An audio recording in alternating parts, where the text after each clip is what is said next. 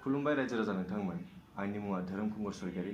नोंथांमोननिसिम मोनसे गोजोनथाव खौरां लानानै फैदों बेनो जाबाय मोनसे मडेलिं कम्पिटिशन मिस्टार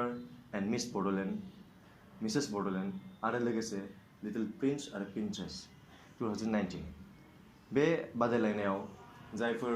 सेंग्रा सिख्ला बा आइजो बा उन्दै गथ' हौवासा बा हिन्जावसा बिसोरबो बाहागो लानो हागोन बे बादायलायनायनि गेजेरजों माने नट अनलि मानसिफोरा जास्ट वक खालामनाय बा मडेलिं पस्ट खालामनाय बेनि अनगायैबो माने गावनि पार्सनेलिटी इमप्रुभमेन्ट खालामनायजों लोगोसे गावनि टेलेन्ट बेफोरबायदि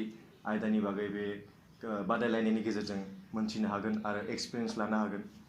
आरो बे प्लेटफर्माव जायफोरानोखि मडेलिं बा फेशनखौ लानानै एक्साइटेड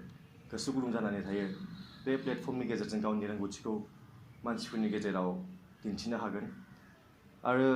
बे कम्पिटिशननि फाइनेलनि जायगाया उदालगुरि डिस्ट्रिक्टनि टंलायाव 28 जुलाइआव लानाय जादों आरो बे ग्रेन्ड फिनालेआव आंखौ एज ए चिफ गेस्ट हिसाबै लिंहरनाय जादों आरो बे मडेलिंनि अडिशनफोरा जागासिनो बेनि डेटजों लोगोसे बेनि जायगाफोरखौ अलरेडि फोसावना होनाय जादों आरो नोंथांमोना जायफोरानोखि बे कम्पिटिशनाव बाहागो लानो थाखाय गोसो गुदुं जानानै दङ बा नोंथांमोना लानो नागिरो नोंथांमोना बै गाहायाव होनाय कन्टेक्ट नाम्बारखौ बेयाव कल खालामनानै नोंथांमोना बेनि बागै सोंनो बा बेनि बागै मोनथिनो हागोन आरो नोंथांमोननिसिम आंनि बेखिनि बाथ्राखौनो बुंनानै आरो नोंथांमोनखौ बे ग्रेन्ड फिनाले 28 जुलाइ 2019 खालि लोगो मोनगोन होननानै मिजिंथिनानै आं नोंथांमोननिसिम बिदाय लाबाय गोजोन्थों